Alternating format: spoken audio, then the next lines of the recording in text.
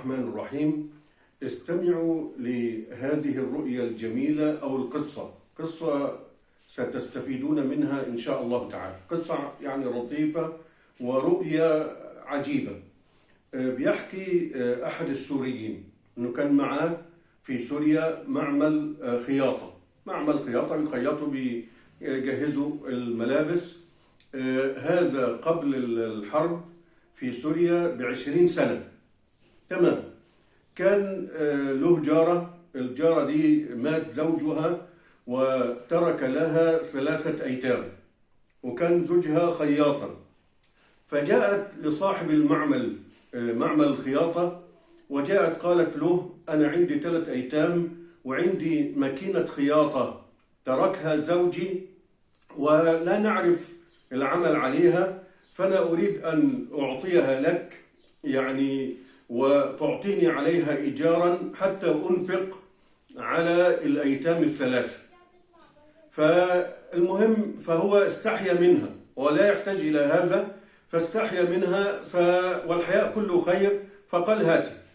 فلما جاءت بماكينة الخياطة وجدها يعني موضة قديمة أو موديل قديم جدا لن ينتفع منه بشيء، لكن استحيا وأراد أن يجبر خاطرها، فقال: خلاص إن شاء الله تعالى، كم تريدين؟ وهو لا يرغب في الماكينة تماما ولا تنفع عنده بشيء. قال: كم تريدين إيجارا عليها؟ قالت: 3000 ليرة، 3000 ليرة في الشهر.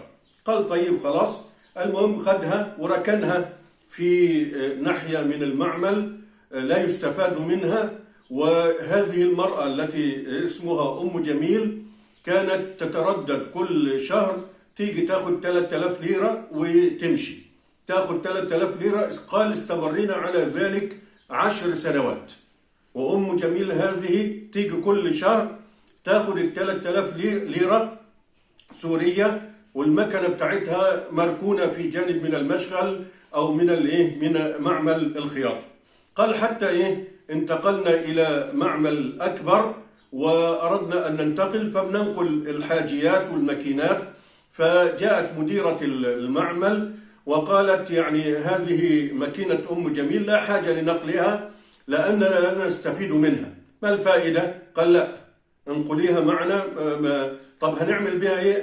قال لها: مالكيش دعوة، انقليها وليس لك بها شأن.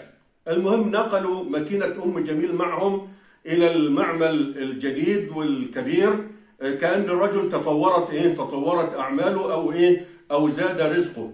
المهم قال: واستمرنا أيضا حوالي 10 سنين، أدي 10 سنين في المعمل الصغير، وبعدين 10 سنين في المعمل الكبير، وبعدين 10 سنين أخرى. وكانت في كل الفترة دي تأتي أم جميل كل شهر تأخذ الفلوس الإيجار الماكينة التي لا يستفاد منها. المهم قال: حتى قامت الحرب سوريا المعروفة، الحرب الأخيرة.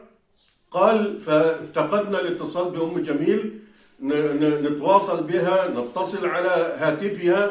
المهم فقدنا أثرها.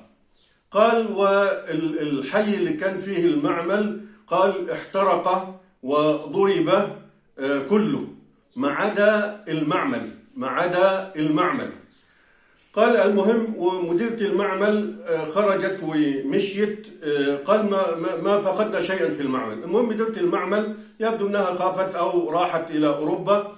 قال: فوجئت بها بعد عدة أشهر تتصل بي وتقول وأنا نائمة: رأيت هاتفا يهتف بي يقول إنما حمي المعمل ولم يمس بشيء، مع كون ما حوله كله حرق، إنما حمي المعمل بسبب ماكينة أم جميل.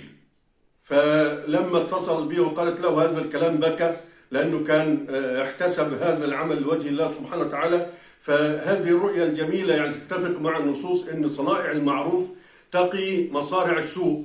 والسلف قديما كان لهم ما يسمى بخبيئة عمل، يعني بيساعد يتيم، بيساعد أسرة لا يعلم بذلك إلا الله، حتى إذا يعني ضاق عليه شيء يتوسل إلى الله سبحانه وتعالى بهذا العمل الصالح، كما في قصة ال3 الذين دخلوا الكهف أو الغار، وكل منهم، وهي قصة معلومة صحيحة مشهورة عند الجميع. أحدهم قال: أما أنا فكانت لي ابنة عم أحبها وتركها لله سبحانه وتعالى ولم يفعل بها الفاحشة، والآخر توسل ببره لوالديه، والثالث توسل بإيفائه للأجير، وهكذا هذه الأعمال تنفع وإن غفل عنها الناس. نسأل الله سبحانه وتعالى أن ينفعنا بما قلنا، والسلام عليكم ورحمة الله وبركاته.